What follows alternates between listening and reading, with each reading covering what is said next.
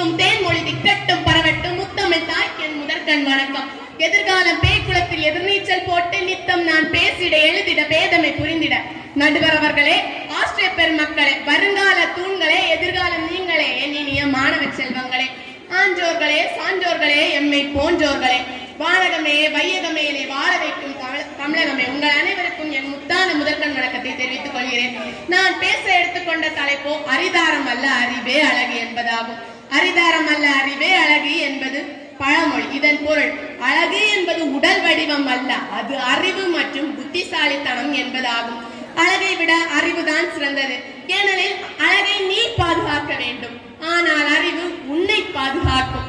அறிவு அச்சம் காக்கும் கருவி செருவார்க்கு உள்ளரிக்கலாக ஆரன் என்கிறார் வள்ளுவர்.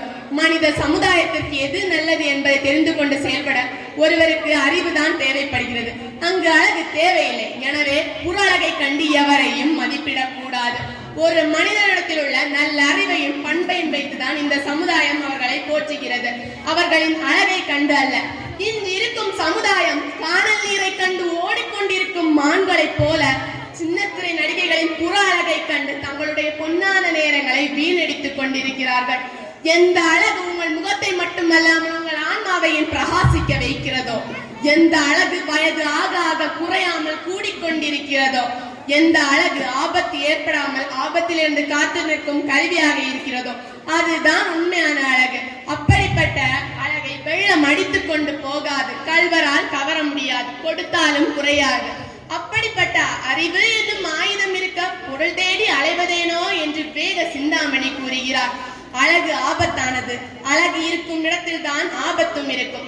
கண்ணழகு, காதழகு, முன்னழகு, முடியழகு, தெற்றில்லா பல்லழகு, இவை யாவும் அழகல்ல.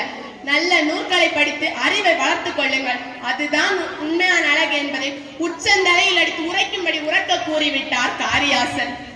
அறிவுடையார் எல்லாம் உடையார், அறிவிலார் என்னுடையர் ஏனும் இலர் என்று திருவள்ளுவர் அறிவு பற்றி கூறுகிறார். ஏதும் இல்லாதவராயிருந்தாலும் அறிவுடையவர் எல்லாவற்றையும் உடையவர். எதை பெற்றவராயிருந்தாலும் அறிவில்லாதவர் ஏதும் இல்லாதவரே.